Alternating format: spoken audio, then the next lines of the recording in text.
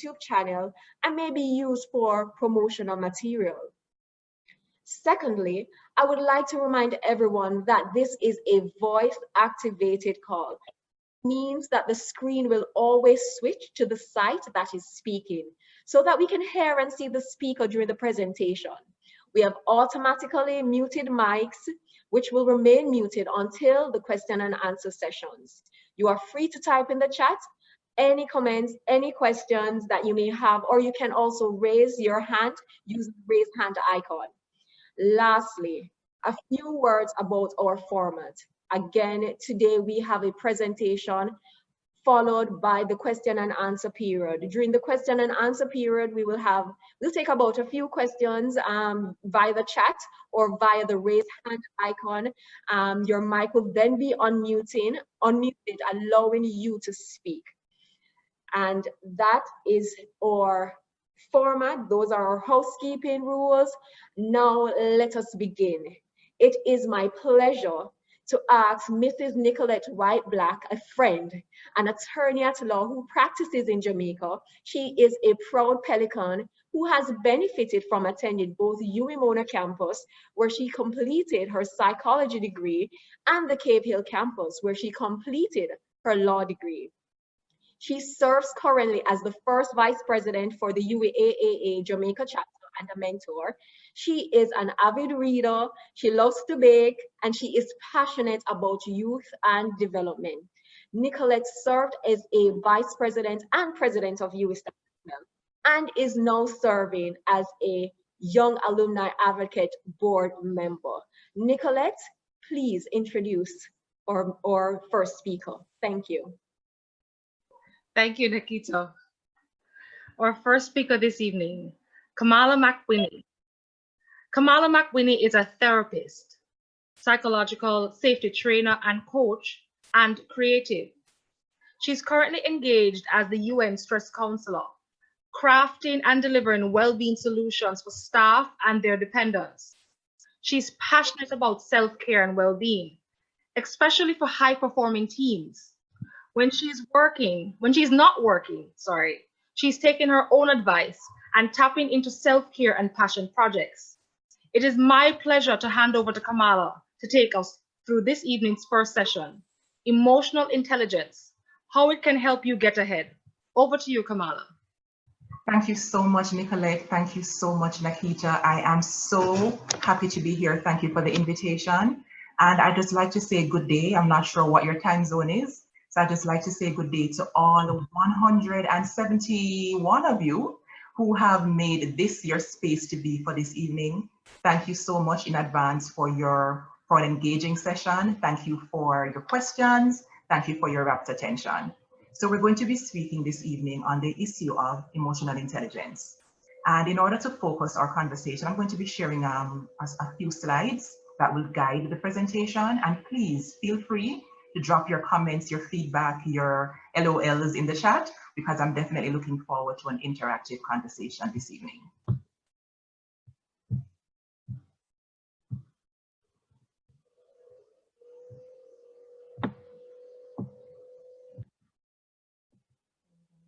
Slideshow from the beginning. So emotional intelligence, how it can help you get ahead.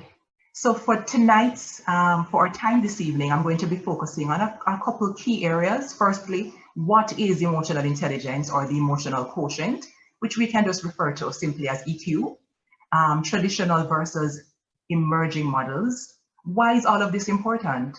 I'm going to share a personal experience that I'm calling my restaurant experience, and it was poor EQ in action.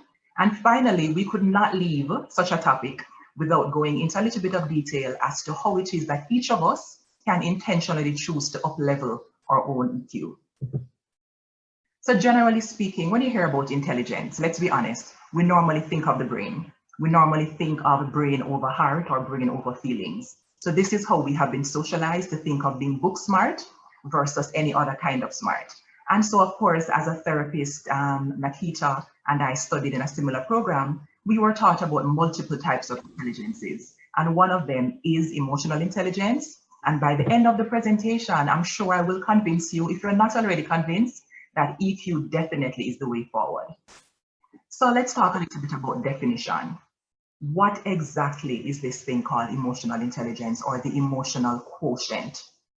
First of all, it is the capacity to, number one, be aware of our own emotions. It is the capacity to control our emotions, to express them in a healthy way. And finally, the capacity to handle interpersonal relationships in an empathetic and in a fair way, in a balanced way. So I want to just ask a question to frame our conversation this evening and get some feedback from you. When is the last time that someone caused you or impacted a very strong emotional state within you? When was the last time that someone's behavior, something they said or did, made you get very emotional?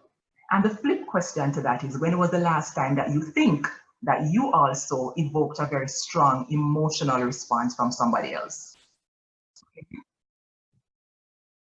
So this is the question to help us to frame, right, how it is that we're showing up, how aware we are of our own emotional states, and importantly, how aware we are of the emotional states in other people. I like to think of EQ kind of as a part of our branding. So how do you typically affect other people? And I don't know if we always think of our brand in terms of emotions, but in the same way that we purchase Apple, we purchase an Apple device, we purchase an iPhone or AirPods or whatever it is, because of what we believe about the brand. So it is that we as professionals, we as UA alum, that we have our own brands. And a big piece of that brand is how you make somebody feel. All right, so let's just bear that in mind as we're going through the conversation. So the case for increasing focus on EQ, why are we zoning in on it so much? Why is the very first topic for the conference on soft skills talking about EQ? All right. So as I mentioned before, there are four major components: motivation, empathy, social skills, and self-awareness. The self-awareness piece is crucial, as we will see shortly. Empathy, I think we all have had some exposure to that term. Empathy is the ability to put yourself in someone else's shoe, to keep it simple. Social skills, how aware are you of other people's emotional states, other people's need for boundaries, etc. And how motivated are you generally as a person and as a professional? Now, the case for increasing EQ, there is a company who specializes in EQ, in teaching emotional intelligence. They're called Talent Smart. And they did some research. They tested emotional intelligence alongside 33 other important workplace skills and found that EQ is the strongest predictor of performance. It accounts for 58% of success in all types of jobs, okay?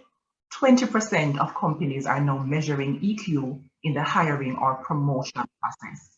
And I don't know if anybody would love to share in the comment section if it is that you had this experience in a recent hiring process, or maybe not so recent, in which EQ was infused into how it is that you were assessed, chosen, or not chosen, as the case might have been in the promotion or hiring process. When it is that I stop sharing screen, I'll be happy to scroll through the comments just to get a sense of, what your feedback has been thus far.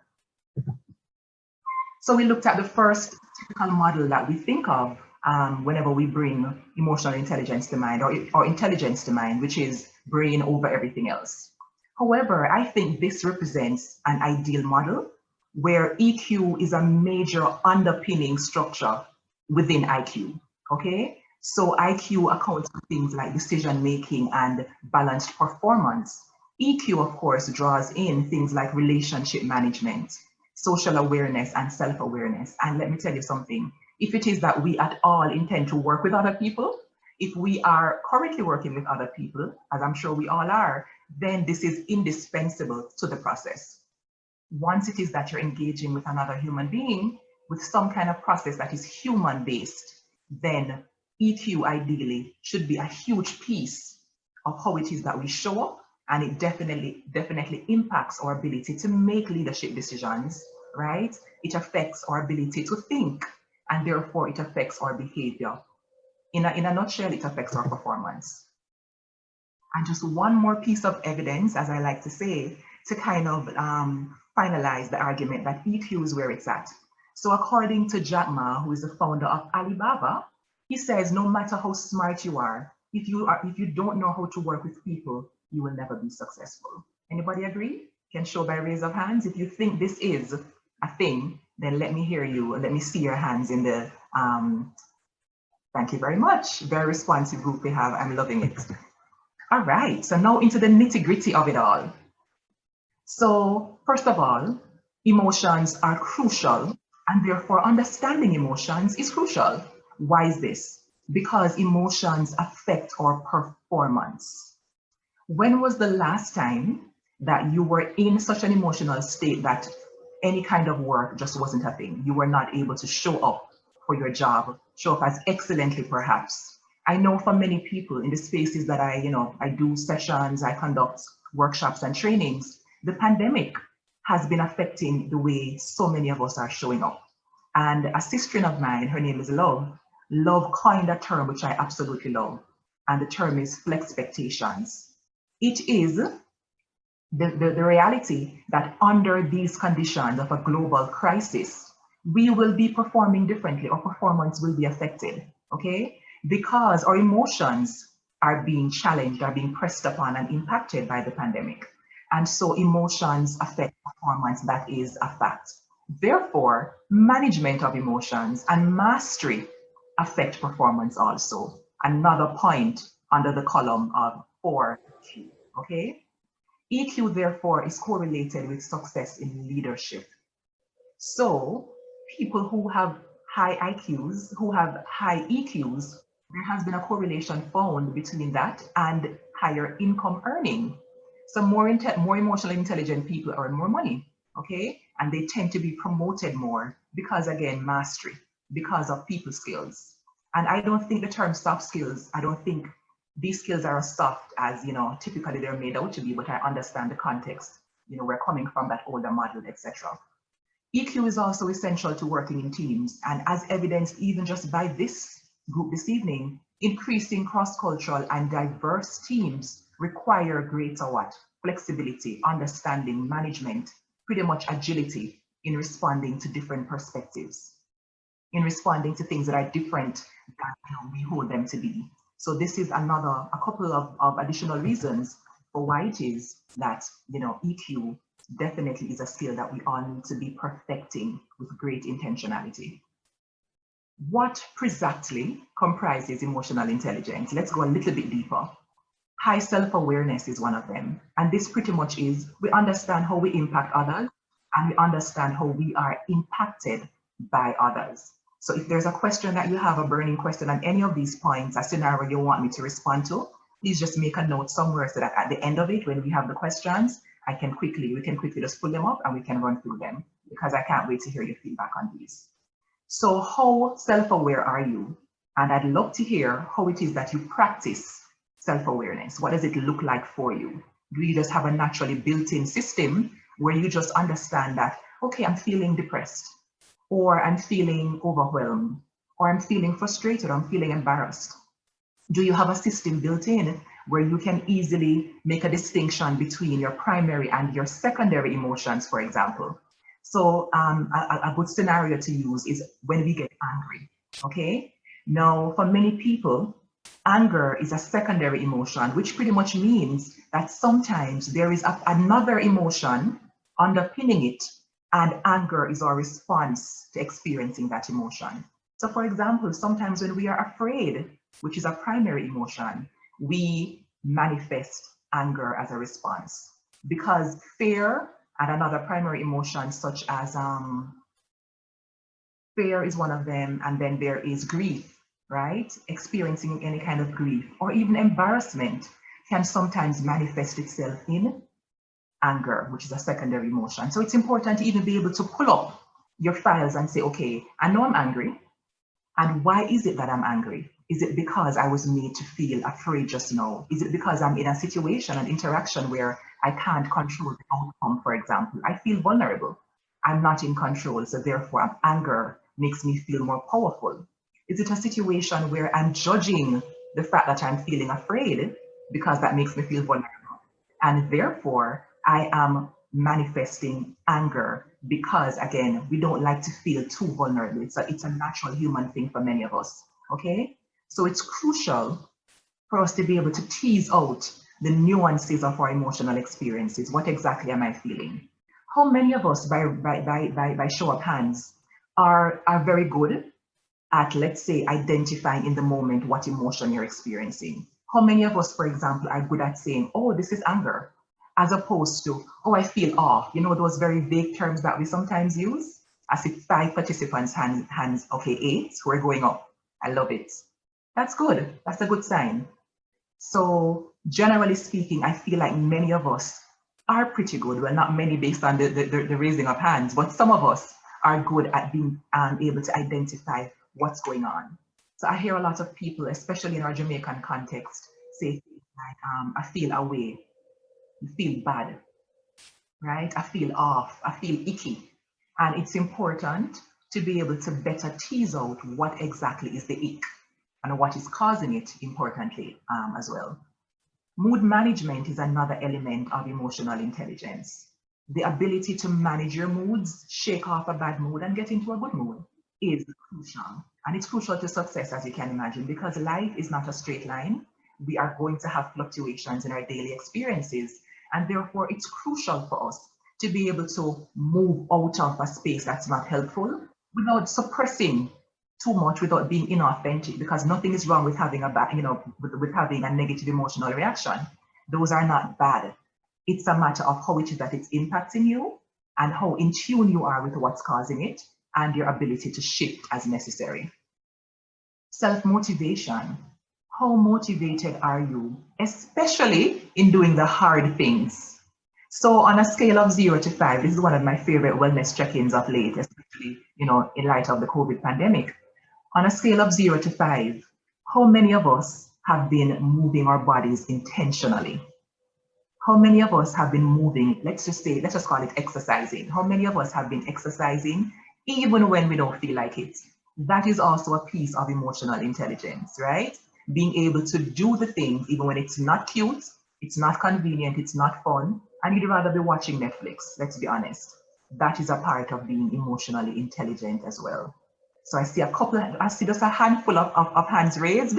So I'll do another element of the check-in as we go along to see if I can get more participants to own this wellness piece of it also. Interpersonal expertise. What a big phrase.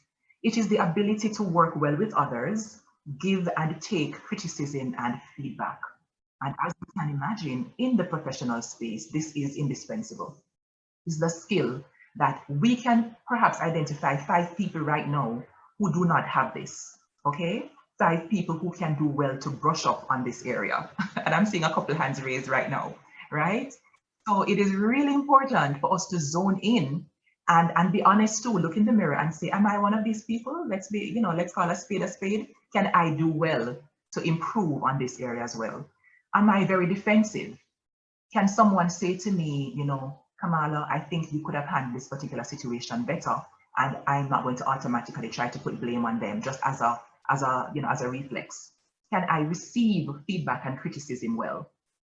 And how adept am I at working well with others? Which means that sometimes I quote unquote win, and sometimes I do not, because working well with others, we have to learn how to put our motivations and our needs and desires aside.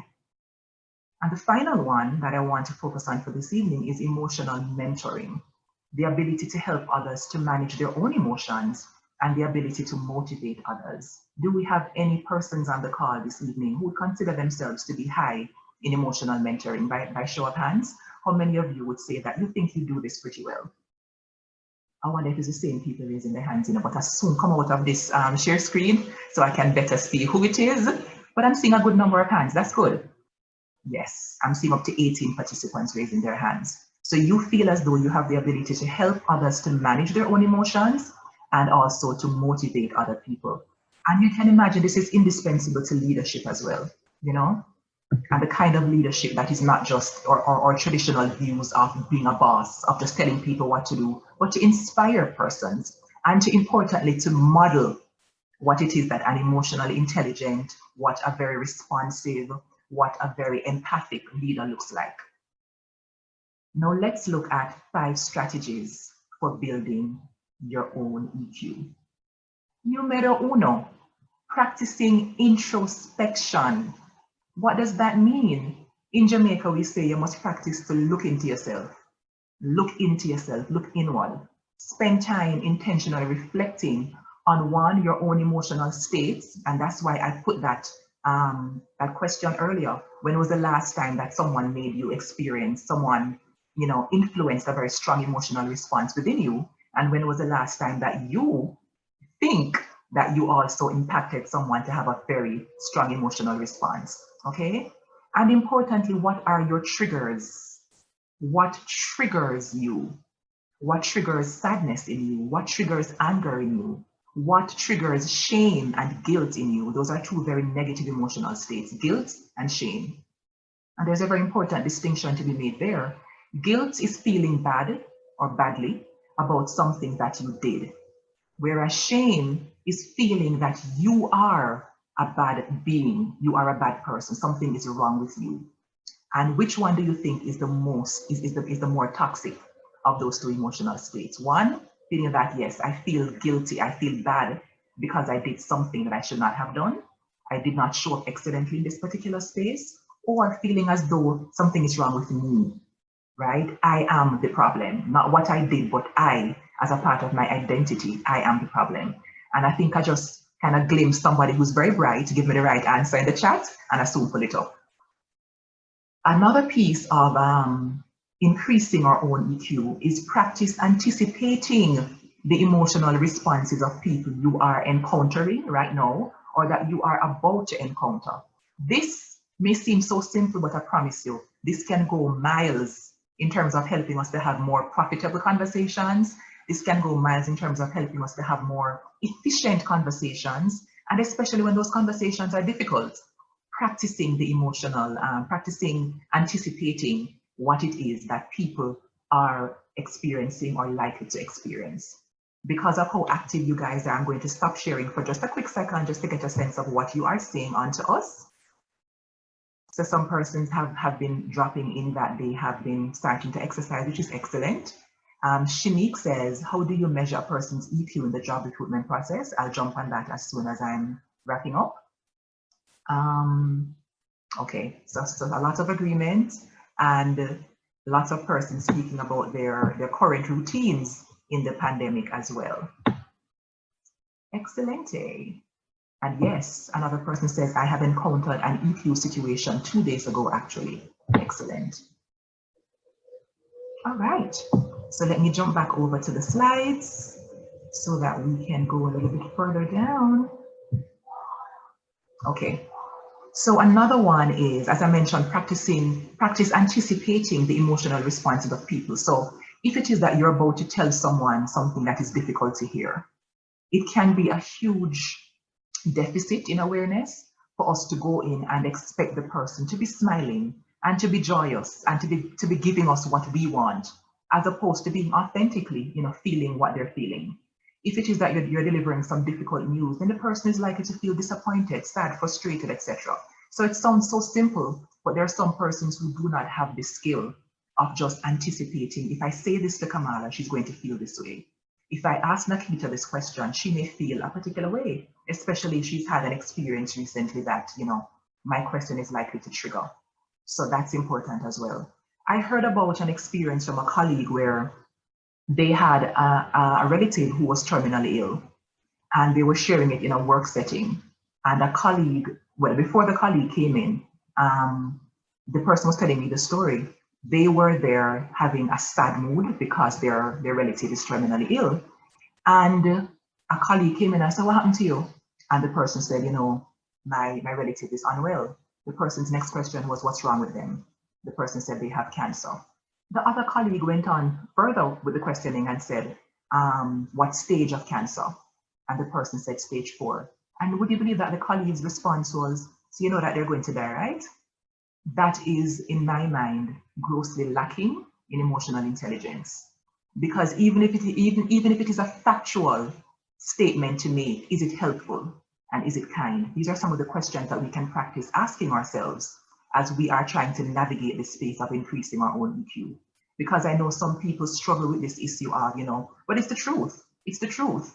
And there is a huge deficit in being able to anticipate that even you know, despite the truthfulness of it in your own mind or the factual nature of what you're saying, there is likely to be an emotional pickup or an emotional kickback from the other person.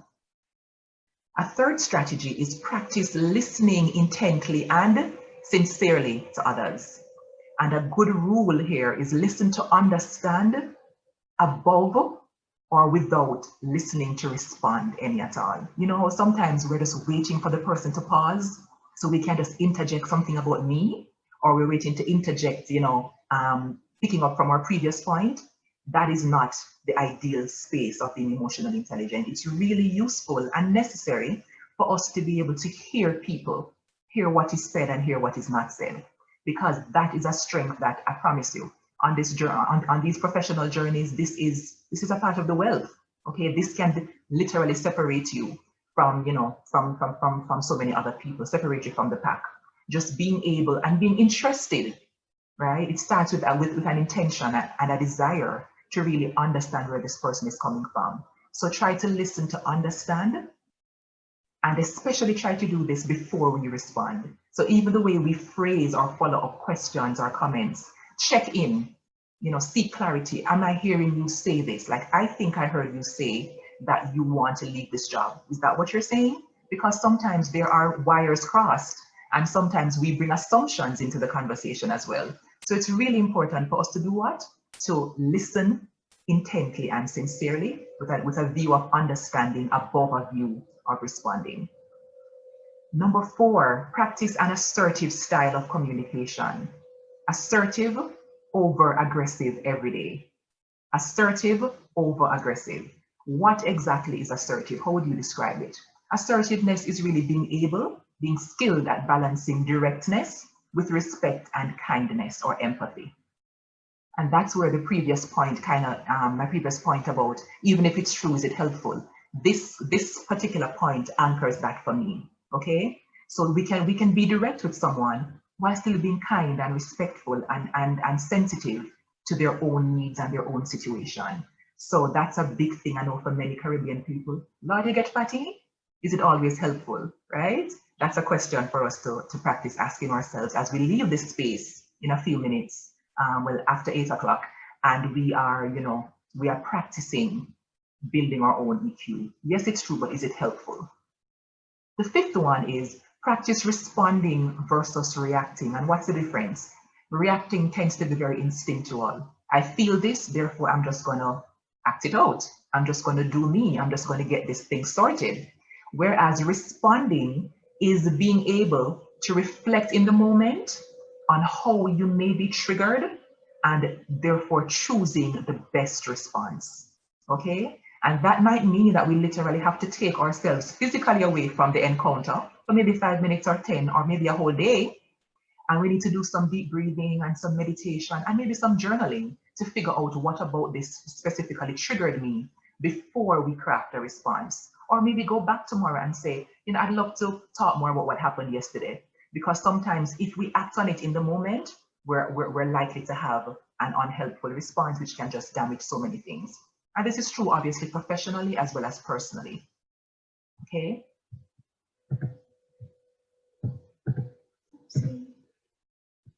So I just wanted to include this particular feelings wheel, right, in order to give us some more, what should I say, some more resources so that we're better able to put our fingers on how we're feeling. Because I get a sense, and I'm hopeful, that many of us are going to be leaving this conference being intentional about up-leveling our own EQ, okay? And a part of that, obviously, is what? Introspecting and being better able to put our finger on what am I feeling and why am I feeling this way.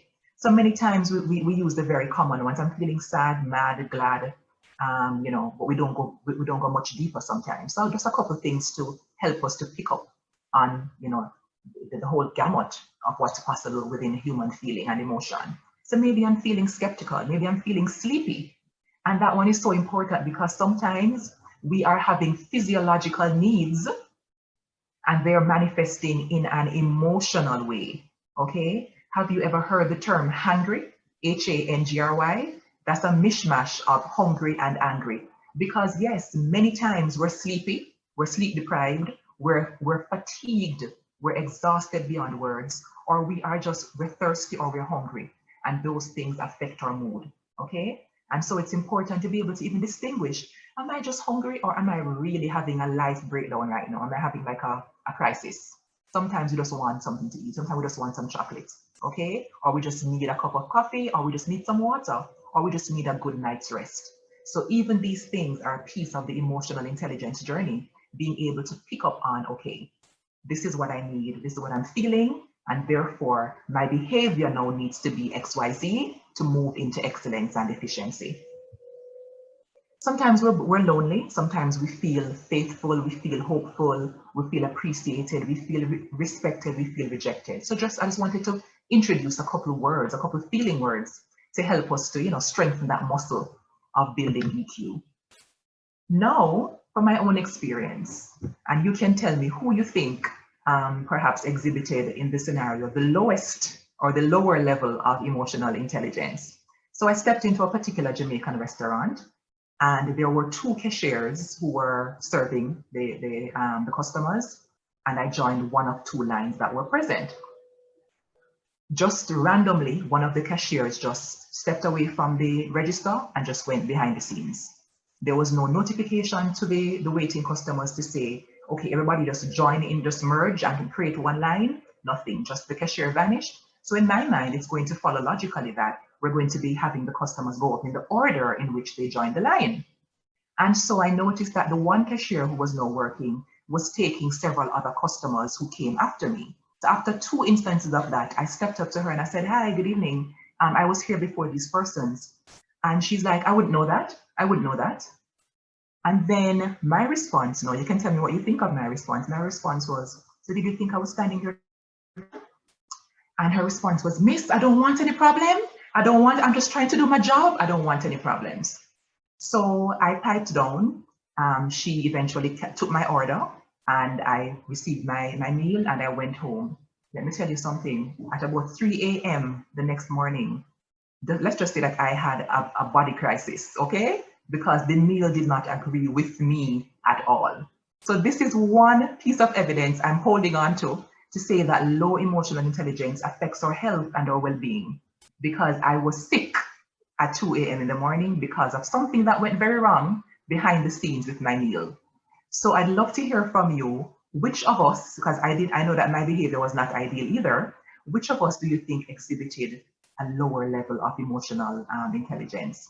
I raise this scenario, especially in light of that previous point, that it's important for us to anticipate, right, how it is that other people will respond to us and what they're likely to do. And there is like an unstated rule when it is that you go into places that deal with food, that you do not complain until after your meal has been served. And I completely missed that day, okay, in life skills class. So that's, to me, two of us in my mind were not exhibiting the highest level of EQ, because though I was frustrated, my response was snarky, and I think it further triggered her already defensive response. So I'd love for you to sound off and tell me what you think. And my final slide for this evening's chat is just a couple final points on improving EQ, and bearing in mind that it's not a sprint, okay? It is like building a muscle. It requires intentionality. It requires setting out, deciding that I want to do this. And I think we have shared some very valid reasons for why EQ is the way forward. It is the future, and that there are strong correlations, literally, between earning and between ascending the professional ladder and success in whatever ventures that you are undertaking. So it requires consistent flexing. Because of the neuroplasticity that we humans have been blessed with, consistent practicing of the strategies that we spoke about this evening, right, can literally cause new neural connections in our brains. And the saying in neuropsychology is that neurons that fire together, wire together, okay? So if it is that we practice these strategies, if we practice pausing before responding, if we practice introspecting to put our finger on what exactly am I feeling, if we practice stepping into someone else's shoe to say, I think my comment just now offended Nakita, okay? And being open to asking Nakita, Nakita, were you bothered by this? And to own it, to say, I apologize for my comment. I think it was not the most excellent way to communicate my point. Even if she wasn't offended, It's important to be able to do that. EQ will help us to give better apologies and to avoid the non-apology pandemic that we're also experiencing, where, you know, if it is that you felt this particular way, then I apologize, the conditional apologies. It's important for us to own the way we impact others, even if it was not our intention to do so. High performers are highly emotionally intelligent, okay? So there is a correlation. EQ underpins success in leadership, in sales, in team building, in managing a team, in marketing, and I would dare say in all service-related fields of professional and personal endeavors. And I leave you to ponder, right, on how it is that you have been showing up. What kind of an emotional brand have you been creating? How have you been making other people feel? And what's going on with you in your emotional space, as we will now discuss any of your questions and or comments. And I leave you with a reminder to keep building those connections daily, hourly, weekly. Do something towards your own EQ. Spend some time journaling, spend some time reflecting, spend some time asking for feedback, spend some time checking out what your triggers might be, etc. And I thank you so much for all the activity that I am seeing in the comments section. Yes, absolutely, Kamala. It has been quite informative, and you know, I feel also empowered with the information, knowing some before, but also just reminded that, you know, yes, this is quite important. I know a lot of persons are commenting on your last scenario. I don't know if you want to take some of that before we have questions, because we have a few here, and I do believe that some of them had some really nice things to share about who was disrespectful, etc. So I don't know if you want to take those first. Sure. So Susan says the poor cashier was overwhelmed. The cashier exhibited the lower level of EQ, says Mauricia. Nadine says you, but you must be my twin. Don't encourage me, Mauricia. Shanique says you were not disrespectful, you asked a question. Andrea says some things are not black and white. I would have expected more from you in diffusing that situation and disarming the pre-armed cashier. I love the way you say that, Andrea. Easier said than done, I know, absolutely. Kershel says, I feel like Miss could have responded better. The cashier would have been standing all day. She would have been tired, thus eliciting a rough response. So it's Miss for me. I love this, Nakita. And I love Dorot's response. Dorot says, and they're calling me out lovingly, I know, perhaps I would say you, Kamala, as you are more knowledgeable about EQ. So I share this scenario on purpose because even those of us who are, you know, facilitators of this kind of dialogue, and we are trainers in the space, we do have our own triggers. And one of my triggers is, if I'm not rude to you, I'm literally thrown off when you when you give me a rude response. It literally sends my brain scrambling. So I understand that trigger and I'm working on it. Okay. Excellent, so, excellent. Yes. All right, so we have a few questions, and as indicated earlier, we will take the questions now. And Kamala, we have Shanique Parkinson, who asks, how do you measure a person's emotional intelligence in the job recruitment process?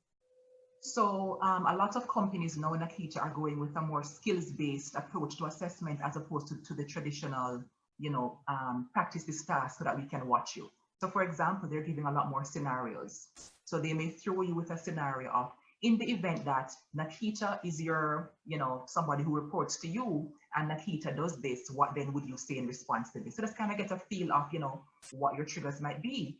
And I do know that some companies are also quite, perhaps you can use the word sneaky, in that they will trigger you very, very, very in the intentionally. interview. Yes. Wow. To see what it is that you will respond with. So I, for example, heard of somebody who interviewed for a scholarship, and the question was very borderline aggressive. For example, why should we give you the scholarship when there are other people who are more qualified or who don't have any master's degrees when you have two, okay? And I think those questions were intent on getting persons to give a knee-jerk reaction so that they can then assess, are you the best person for the job?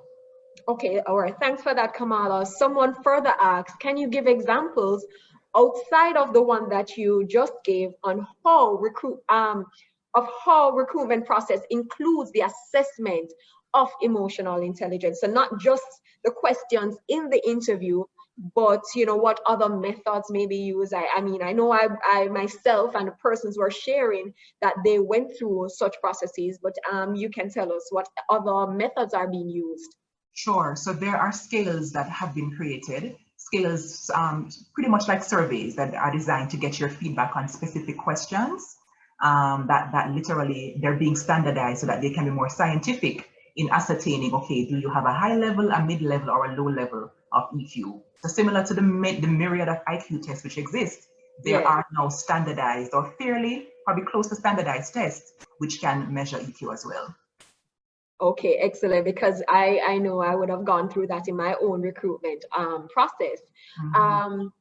Now, we also have a question that someone asked: how can one's executive management use emotional intelligence for employees to create a more positive work environment? Could you repeat for me, Nakita? It was a little bit long, so just kind of. So how can the executive management team use emotional intelligence of their employees to create a more positive environment? I love that. So things like right now, inclusion is a big buzzword. Diversity, equity, and inclusion are very powerful qualities that many companies are looking to really, you know, embed in their teams, especially with the high levels of racial inequality and injustices which are sweeping, you know, so many parts of North America and the world. And so that's one way in which just creating a space where all employees, all team members feel valued. It speaks to psychological safety as well. I feel like I'm valuable to the team. I feel as though I can speak up and my voice is heard, even though I'm not at the top tier of the organization. So all of these things can literally impact our well-being and most definitely our productivity, right? Which in many cases leads to a better bottom line, and then that leads to motivation. So it's a beautiful cycle if it is that it's managed well. Okay, excellent. So I got two questions, and I'm kind of going to merge them because we do have to get to our second presenter, but we have a few more questions. So one, Benedicta asked, what role does diet play in managing emotions?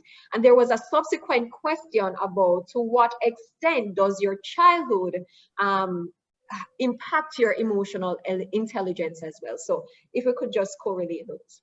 Sure. So the last one about our childhood, that's a very big area. Nakita would agree, but I try to give a simple response. So in many of our upbringings, we were taught, for example, that certain emotions were bad. And I saw someone Kathleen picking up on my previous point that I made in clarifying that we don't want to be suppressing, we want to be managing our emotions. And so many of us, for example, have learned from childhood that anger is bad, for example. How many of us as Caribbean people, we could never be like the children on TV and slam our bedroom doors in anger, for example. Our parents were like, not in this house. So the expression of anger for many of us looked very differently than it did in other parts of the world. And many of us have perhaps walked away feeling as though if I feel angry, it's a bad thing, I'm a bad person. And therefore I dare not even speak up about the fact that I felt angry because I'm not allowed to. So that's one piece of it.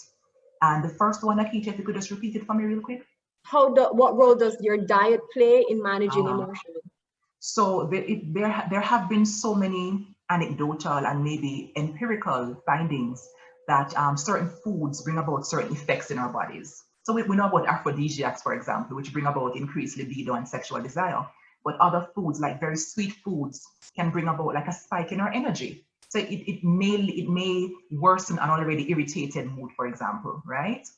Spicy foods can have certain effects. Caffeine, right? Caffeine is not always our friend, ladies and gentlemen. That one can definitely cause us to be a little hyper reactive as opposed to responsive.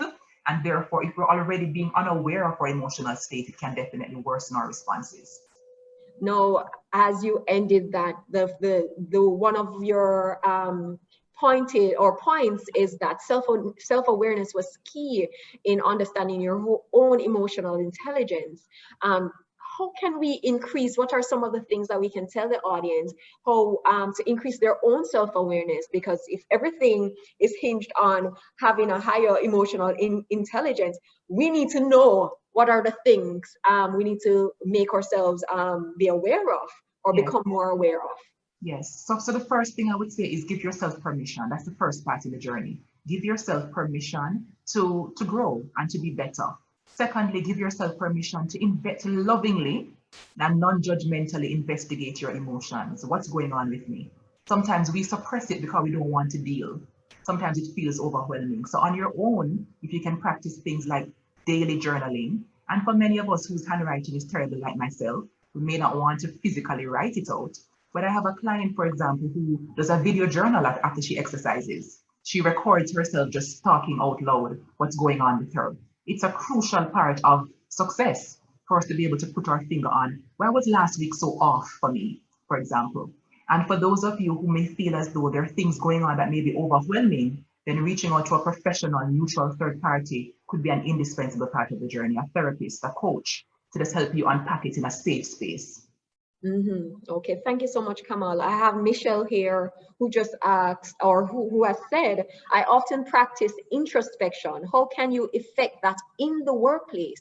I love that question, Michelle. So I feel like teams can have dedicated times and spaces where they can have like group sessions where they share on certain topics. So right now in a pandemic, so many of us have to be focusing on self-care as a part of our well-being.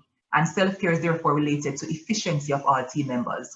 And Nakita, you know that once we start talking about self-care and the pandemic, we're going to have emotionally laden content coming out. So it can be a safe space, a very powerful way to both support staff and also foster that culture. Use the pandemic as a rebirth for your team's culture.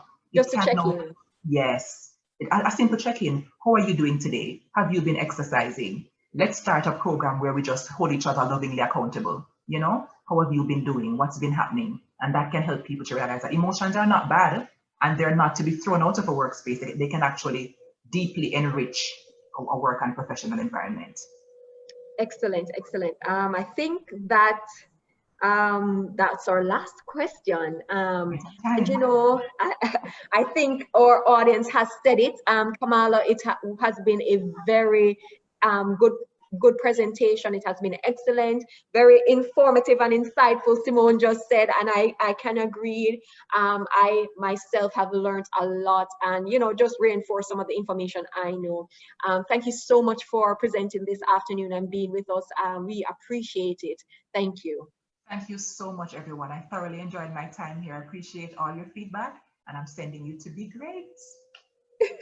Thank you, Kamala. You continue to do well on your journey. We see you all over the place. You know, of course, enlightening the rest of Jamaica and the world. At this time, I now invite Nicolette again to introduce our next presenter, who is Stacia Morris. Nicolette, please. Thank you, Nakita. Stacia Morris is the author of Teen Money 101 and founder of Your Money Trek. She holds a post-MBA certificate in accounting, an MBA from Pace University, New York, and a Bachelor of Arts from the University of the West Indies, where she was also a college track star.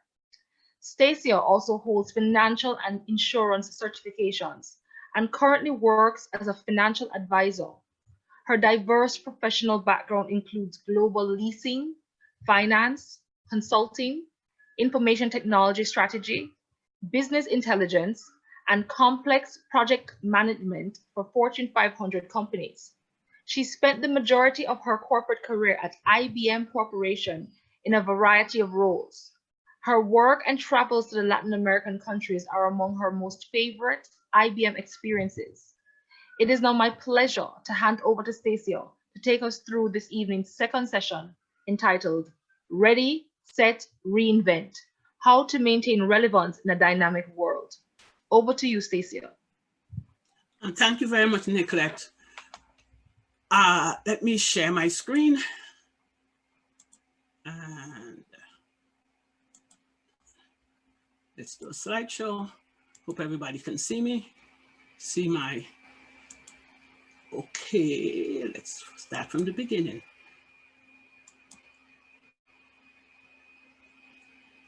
Okay, so I'm going to talk today on the topic of Ready, Set, Reinvent. Before I start to talk, I'd like to thank the organizers at UWI for inviting me to do something that I love to do, which is to speak and to motivate. I would also like to give a shout out to Deborah Dalrymple of St. Vincent and the Grenadines Open Campus. She gave me the opportunity to be the featured speaker at the Open Campus Recognition of Graduates in 2017. And I spoke on this same topic, and it was relevant then, and it's still relevant today. So let's start. Ready, set, and instead of go, we're going to reinvent. I'm going to talk to you about my personal journey. I'm going to talk to you about the attributes that allowed me to reinvent myself over and over again. And I'm going to talk about the current dynamics of and the challenges we face with COVID-19. Now, yes, this is going to be a lot of my personal journey, but I would like you to, I hope that something resonates with you, that you can just see yourself in some of the things I talk about. And then when I've finished, we're going to talk about relevance, and we're going to talk about attributes to relevance. And as I said, COVID-19. I was an athlete. I was track, high school and college. And as an athlete, we prepare ourselves, we train hard, and we're ready and we're set.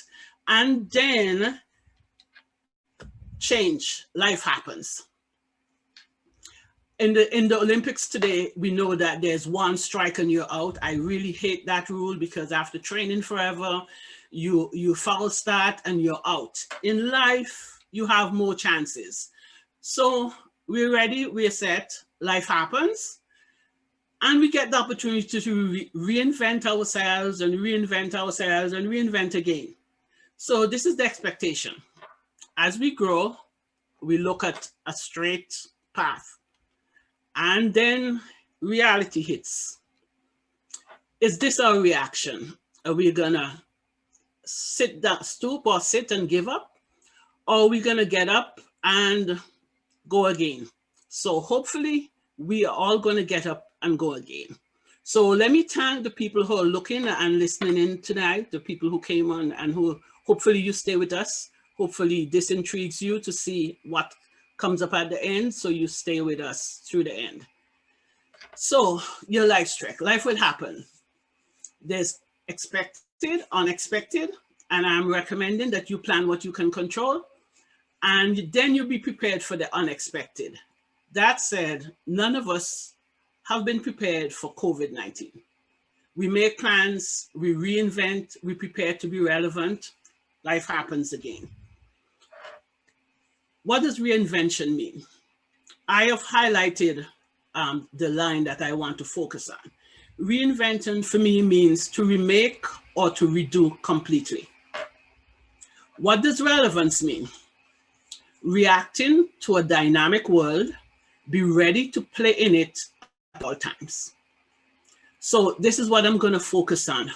As my life changed, how did I react?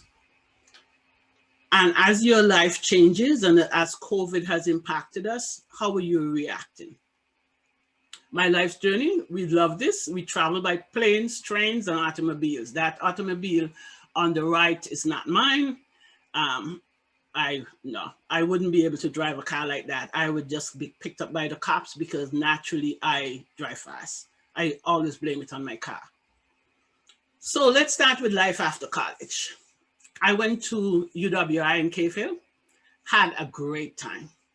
I had a great time. I almost went to the beach like every day and really, really enjoyed the time. Then after campus, I went back home to St. Vincent and the Grenadines, and I was a teacher, a high school and adult ed teacher. Plans changed. I hadn't really made any long-term plans then, but I made some plans which changed. So let's move on with life here. I moved to Nassau, Bahamas. 2 years in Nassau was nirvana. At that time, that stage in the Caribbean, lots of people who graduated UWI from the smaller Caribbean countries would go to the Bahamas, Turks and Caicos, or Caymans, where we work for tax-free dollars, US dollars. Usually most of us would save our money, and then we'd come to the US to get a master's degree. So that was my plan. Even though I had such a great time, lots of friends, I mean, it was a nirvana with lots of young people. And I stuck with my plan. My friends couldn't believe that I was going to leave. And it's like, yes, I got to leave. I had plans to come to the US to do my MBA. So this move was intentional. So I'm going to talk to you about things that happened to me and the ones that were intentional.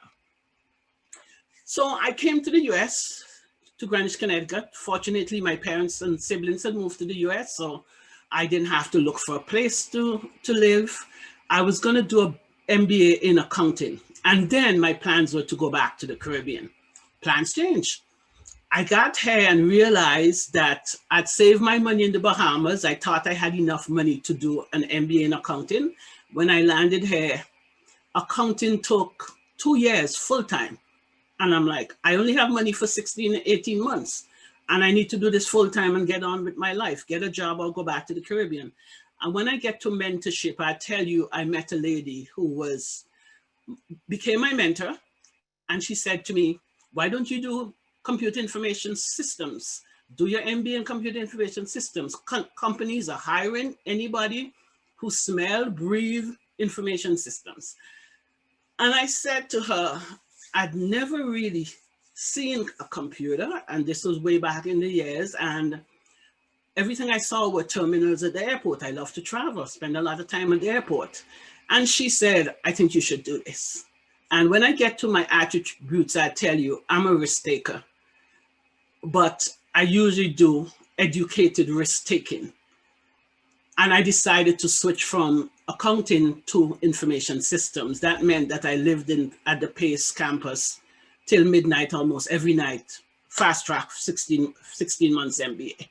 So went to Pace University, MBA in computer information systems. And as my friend had said, before I was done my MBA, I was recruited by IBM. And that meant my plans had changed. So I'm staying in the US. And I was recruited by IBM about 4 months before my last semester. And I had to get permission from Pace to take the job, because you get a job in those days. It was a recession, you take the job. So I took the job, and then completed my MBA as I took it during the job. So I was an IBM employee, and I really wish that I had known much more about emotional intelligence, because Black woman, English speaking, brash, I was branded as assertive, not assertive, sorry, as aggressive. There's a fine line, and it depends on who wants to say you're aggressive, but I could have done with what was just discussed. So while as an IBM employee, I went back, and a lot of people say, why did you do a post-MBA in accounting? Well, if you remember, when I left the Caribbean, when I left the Bahamas, my plan was to do accounting. So I tend to always do what Stacia plans to do. And therefore I went back and I did an MBA in accounting. But it was really great when I talked to you about my skills that kept me relevant. Having the IT background and the accounting background, I was able to, the next point said, I had over 10 jobs in 18 years at IBM. I was able to move from job to job progressively, get higher jobs. And my plan was to retire from IBM, as everybody kind of did at that time. Plans changed. 9/11, I lost my job at IBM. I was either in the right place at the right time or in the wrong place at the wrong time. I was managing the energy and utility area. That was really a dog area to be in at that time. So I had forced change. I became a business and IT consultant, then a financial advisor, then I went back to corporate America, and then went back into business and IT. And a lot of these moves were intentional. Today, I'm a financial advisor, business consultant. As was mentioned, I'm the author of Teen Money 101. I also have Teen Money 102 done. And during this pandemic and downtime, I plan to publish 102. It's been done for years, but not published. And I'm an international speaker. Coming soon, I used the pandemic, and a friend of mine, who I'm calling my producer, she's forcing me to be a podcaster. So coming soon, we'll be doing podcasting, and this is intentional. So as I got ready, here's some of my personal values. Top, I'm a Christian. I'm a great daughter, sister, aunt, friend. I'm very kind, and I have to emphasize that. I'm not only kind to people, but I have learned to be kind to myself. I've learned how to say no and step back and take time out for Stacia.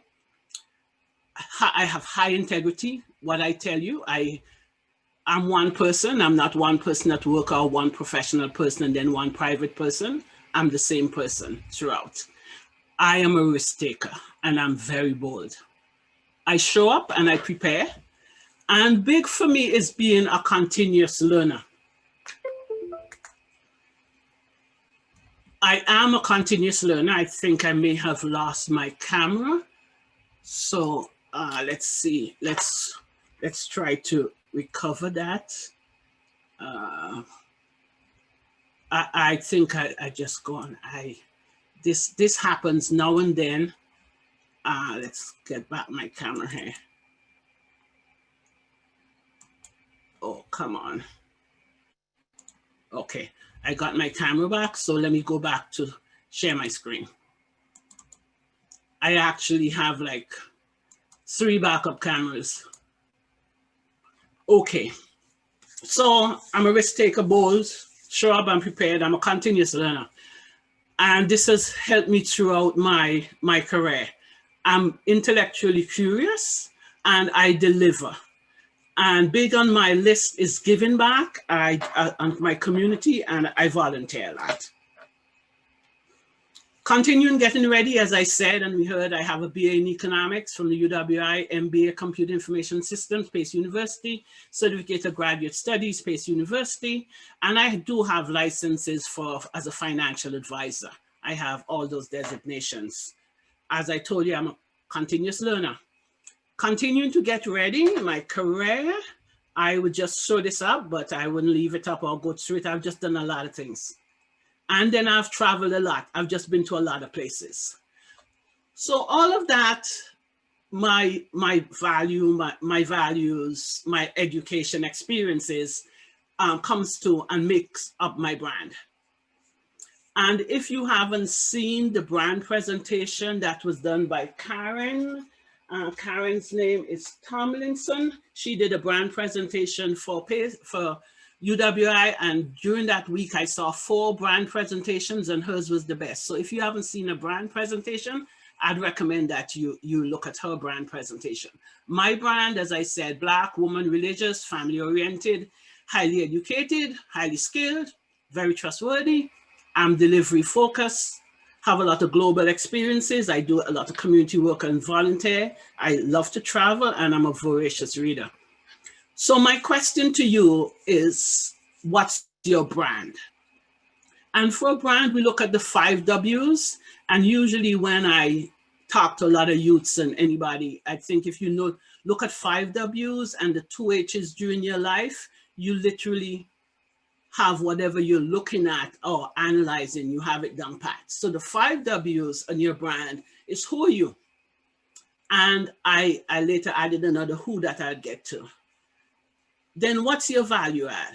Why would somebody hire you? Where are you going and when? Well, I would hold the where and the when because it's the pandemic affects where you go now and where you go to work if you're in between jobs, and it also affects when. The other who, and a very important who, is who you're taking with you. Are you taking positive people with you, or are you taking negative people with you? I would propose that you should take positive people with you. I tend to have most positive people around me.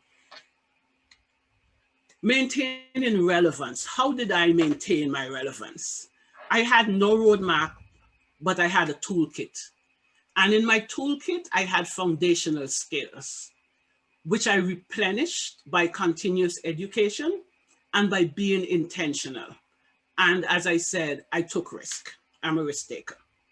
So let's talk about the foundational skills that I had that helped me to maintain my relevance. I told you I taught while I was in the Caribbean. Teaching skills. As a student of history, student of economics, computer information systems, finance and accounting. Let's see what I got from each of these foundational skills that help to maintain my relevance. From being a teacher, I say once a teacher, always a teacher. It's the most important, for me, the most important skill in the world. And I probably say that my dad was a headmaster. I grew up with teachers. Almost every one of my siblings teach or coach, or we all teach, and we keep teaching throughout life. So teaching has built my communication skills. I have the ability to talk to anyone, anywhere. I've done global workshops, and my source of knowledge, what I bring to the table a lot.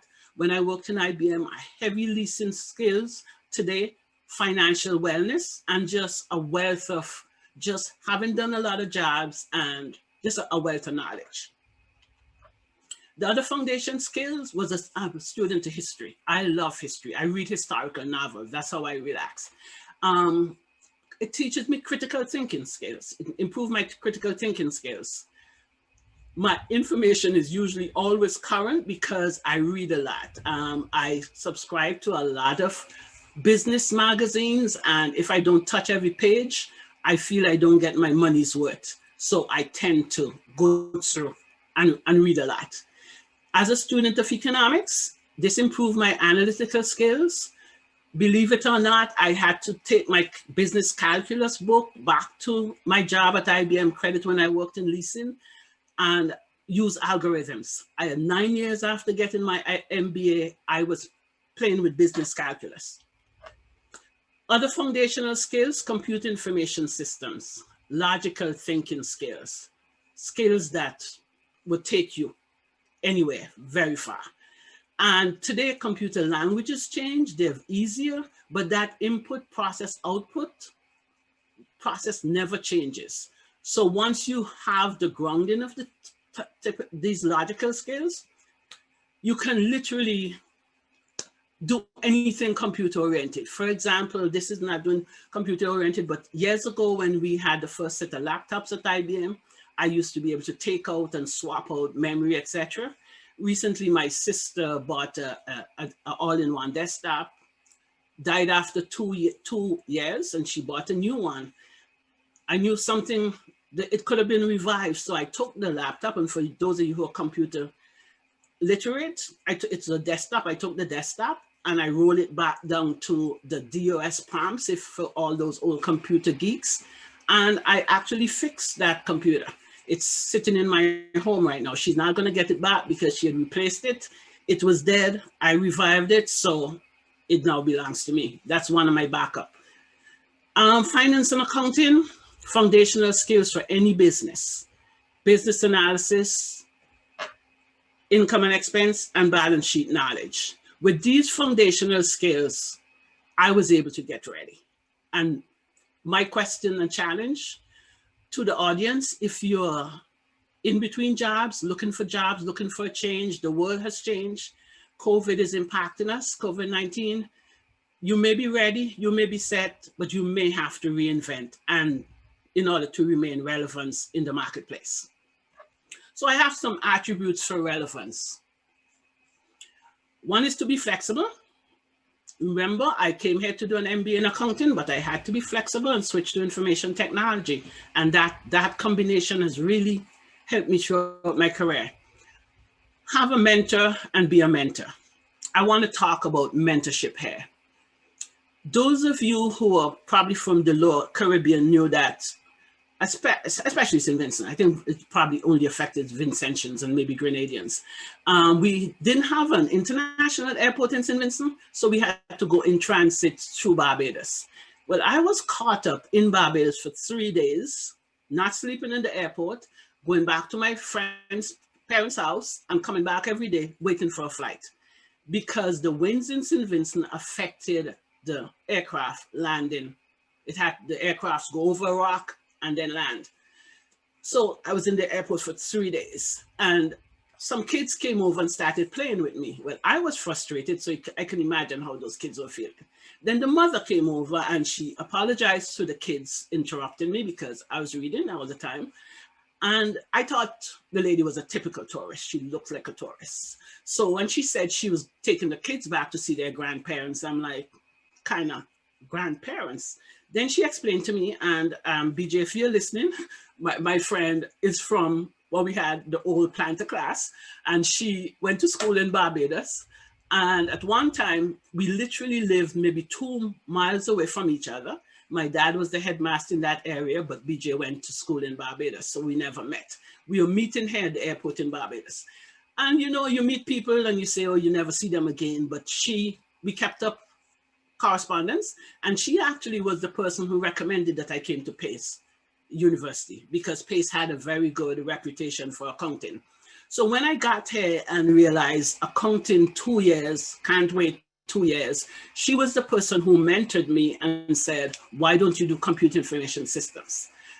I thanked her for that, and forever I'm grateful. And she continued to be my mentor because I'd left all my friends in the Caribbean, came to this strange place and needed somebody to talk to. She was doing a PhD, and at some point, BJ retired from working at UWI K-Field campus.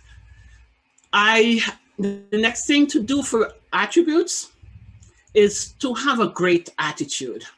Try to smile, and it's tough sometimes to smile when you don't feel like smiling, when things aren't going good. But another thing I wished, instead, in addition to knowing all this about emotional intelligence, I should have done a class in psychology. I never did. I always planned to audit one, because I have worked with people who have had background in psychology, and I have learned a lot from them in terms of they can smile at you while they do other odd things to you.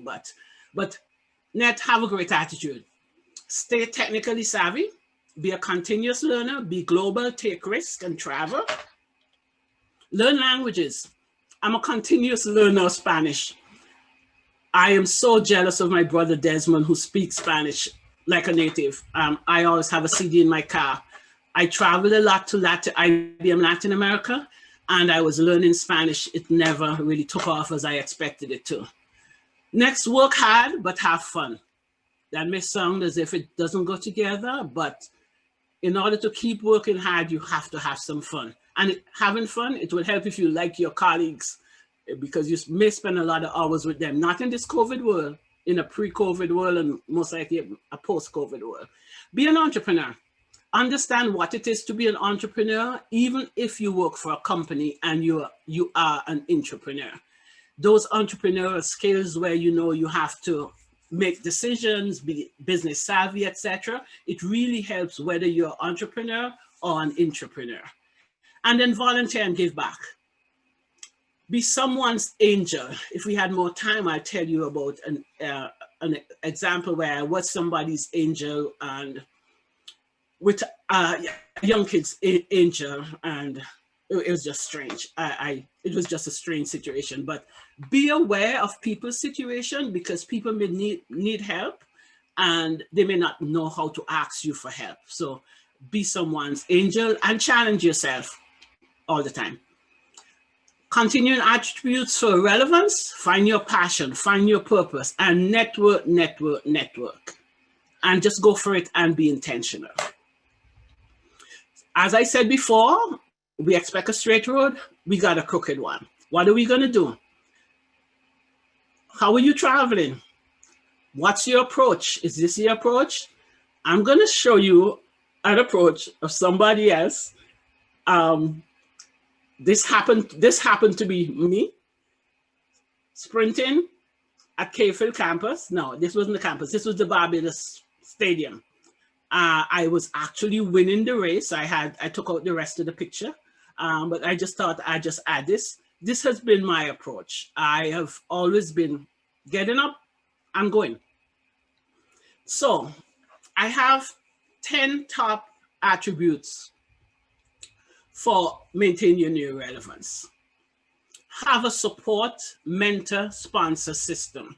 I know we have a lot of Jamaicans in the audience, and I know some of my siblings don't like to be called this, but have a posse. I literally have about 6 people I can call, and anytime I go anywhere to speak, anything I'm doing, I have my core group of people, siblings, friends. For example, I started a ministry at my church to recognize my mom. My mom was a nurse, and I started a ministry to teach people to sew. So it's called Connie Circle, and my siblings know that in order for Connie Circle to be successful, they need to come and help, and they have been coming to help. To date, we have made about 2,000 masks for frontline workers. We have Zoom sessions. And so I have my support system. At times I've had mentors, not on a consistent basis, but I've had mentors, and I am a mentor. I spend a lot of time mentoring people, particularly women. And nothing against the guys, but I think women are better suited for a sponsorship relationship, even though I do have one main youth that I work with today, a young guy. Then brand yourself, as I say. When people think of you, what do they think? What do they say? What do people say about you? Do they say favorable things? So I would recommend you talk to your siblings and friends and find out what do they say about you, and work on, if the branding isn't good, work on the branding. And I say, look at UWI's branding video. Big on this is to have foundational or transferable skills. If you have transferable skills, you can move from job to job, particularly if you have any kind of information technology, data skills, accounting skills, jobs that really don't change, but you can morph from and move from job to job and make some plans. I know in this day and age, we can't make plans because we don't know what's gonna happen, but we have to be optimistic and make some plans. Always make plans, even though they may change. And as I showed you, a lot of my plans change, but still make plans, take risk, and be intentional. I took a big risk when I switched from accounting to go and do information technology. I had to work hard. I spent a lot of nights at Pace University, Pleasantville campus in the computer lab. I literally, when I came to this country, I literally dropped 15 pounds in 1 month. And I know a lot of people say, wow, that's lovely.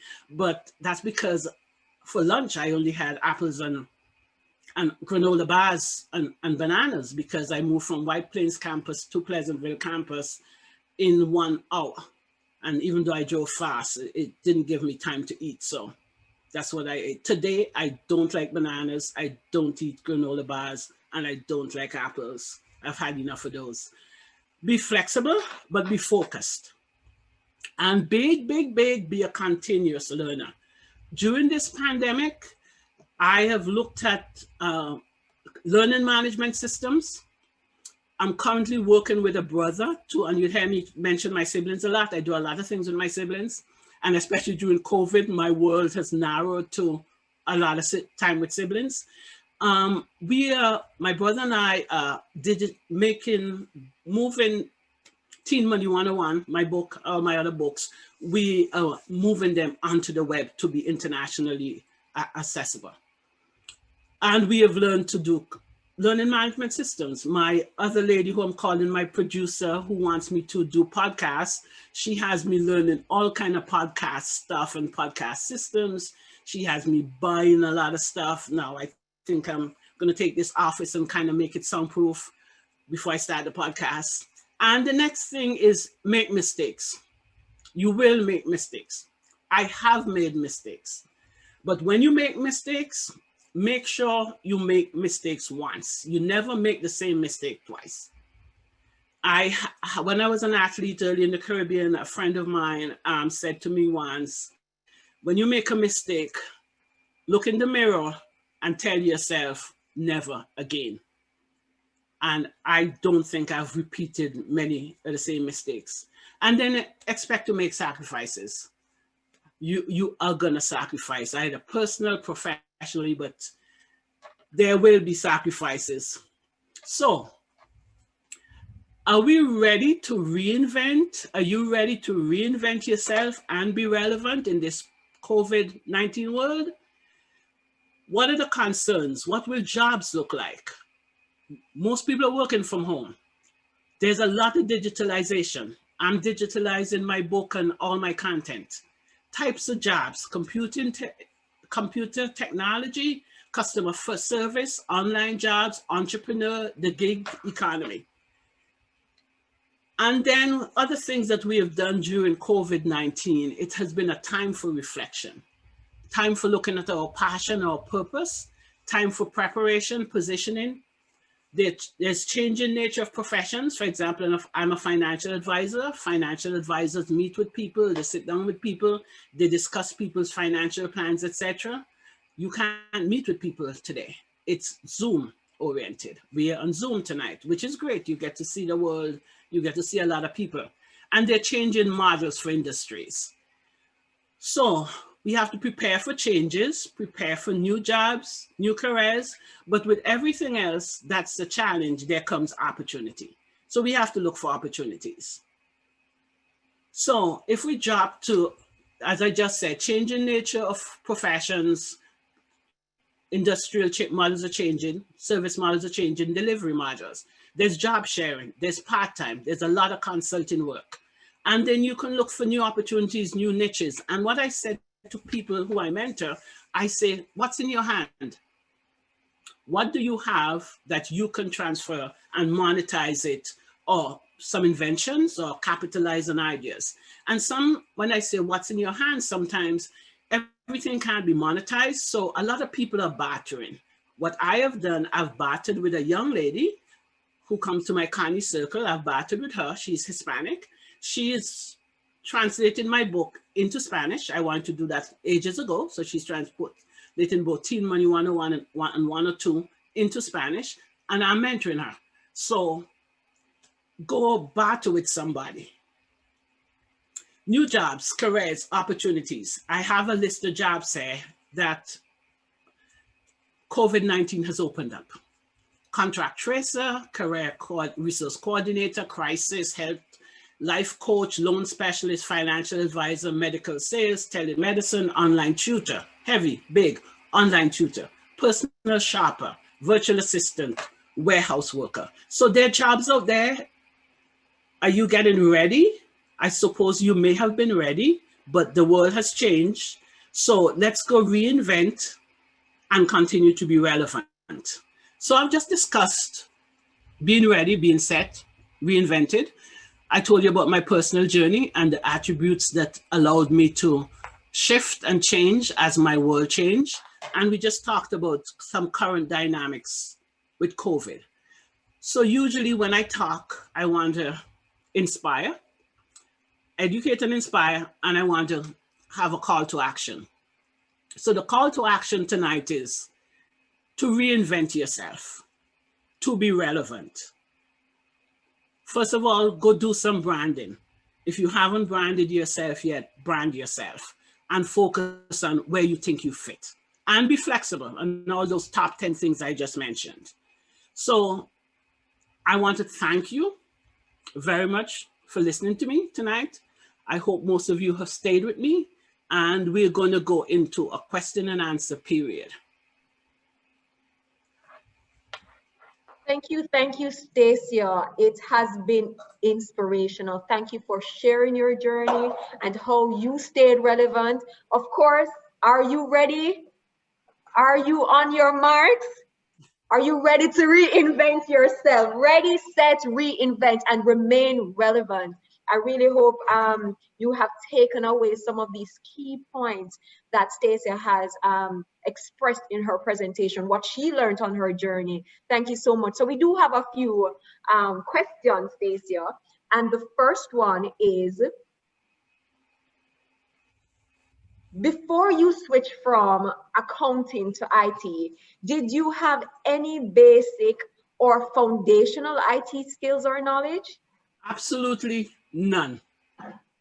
Wow. So I told you I'm a continuous learner. So what I did, I had to learn basic computer skills. I had to literally live in the PACE computer lab. The lab assistants became my buddies. Wow, wow, wow. No, that is amazing. So you had to basically learn everything from. I had to learn, and what made it more challenging in that valley in Pleasantville, IBM had a big presence. A lot of my student colleagues were from IBM, and they were programmers. And here was I had never seen this thing. I had never coded this thing. So it was a lot of learning, but I should tell you, I almost ended up with honors, but that's another story. If I got anything less than a B+, I was gonna drive in the snow at 70, 80 miles an hour to get home, and that was dangerous. Yeah. We have a comment. Thank you, Stacy. We have a comment as well. Someone agrees that it's important to be a continuous learner to remain relevant, and it is also important to be flexible. I think you share that as part of your attributes, the top 10 in particular, and I think our viewers are agreeing with that particular one. Okay. Shelley has, I think that was Shelley's question, the one about accounting to IT. Another question is, how do you take risk when you are overwhelmed by failure, or overwhelmed by the fear of failure? There's always the fear of failure. And I personally, that's not in my vocab, failing. Because it's usually stacked. For example, I left St. Vincent and I went to the Bahamas. There was no going back to St. Vincent. So the next thing was to come here to do an MBA. And I used all my money, all my money. When I was done my MBA, I had $1,000 and my sisters say, let's go buy clothes because I was ready to go work at IBM. So I know there's fear of failure, but we have to try to get, I don't want to be just pull an answer. There is the fear of failure. You have to know who you are, what your options are, and hopefully, I'm hoping that everybody out there has options. I have been very blessed. I moved to this country and my parents were already living here. So I live with them. So I didn't have the where would I live? And I had enough money for 16 months. So I spent that down and then I got a job from IBM. So for me, it has been living by faith, and I've been blessed with a lot of skills and a lot of people around me. Wow, wow. That's important. Support, of course, is important. And I think some of the things that you mentioned fits nicely with what Kamala would have mentioned earlier about emotional intelligence. We have another question here from EW. As a continuous learner, how do you manage information overload? By not sleeping. What I do on Wednesday evenings, and this happens because in my town, we recycle on Thursdays. So on Wednesday is my magazine reading evening. I would just sit down and just go through. Like I say, I have to literally touch every page because I pay for these. So really, I net out what I don't need. I skim some stuff. I don't really read in detail. And if we had gone to UWI, when I went to UWI, when everything was essay driven and history and economics, and I did all the reading things and essay driven things. So I kind of read very fast, net the important things. So I try to not get overload. Okay. I hope that helped, EW. We have Shelly Ann saying that, she's very inspired in light of everything. We need to accept that things are ever changing and we have to continue to adapt and reinvent ourselves. But Michelle MC has asked, have your accomplished, hold on, let me just read that. I think she's really asking, is there anything that you would change about your life, given everything that you have accomplished or set out to accomplish? To be honest, yeah, there are things I would change, particularly in my personal life. There's some things I would have changed. But, you have to, like I say, you live by faith and you say whatever happened was supposed to happen. So, you don't sit down and dwell on those things and sit down and cry. If you saw my picture of myself running track. So, I found that at the last minute and I said, let me stick that in there. Oh, yes, you saw that one. Yeah, there are things I would have changed. But looking back, I am quite happy with the things that I have done. And particularly what makes me very happy is that I spend a lot of time giving back. I Mhm. do. I spend a lot of time giving back. So yeah, and I think in everybody's lives there are things that they would change looking back. Yeah. Okay, so this one is from me. What, because you shared a lot of things, your values, the attributes that are important to help with relevance and reinventing yourself. But what would you say is the most critical skill or value that helped you along the way? And yeah, that's really easy because I can tell you two things, the most critical things. My parents believing in me. And I give you the example. My dad, at age 11, I was homeschooled. In the Caribbean, in the 60s, I was homeschooled because I refused to go back to the school. My dad had been the headmaster. There's a lot of political stuff. He was moved out of the town. My mom decided she wasn't going to follow him. We'd follow him all the time.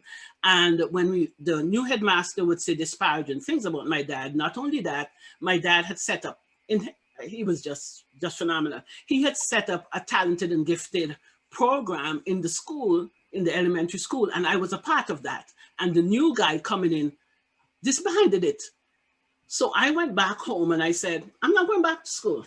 And my parents agreed. I was shocked because I had had enough school days to go to take the scholarship exam. Mhm. So I never went back to that primary school. I went on to high school.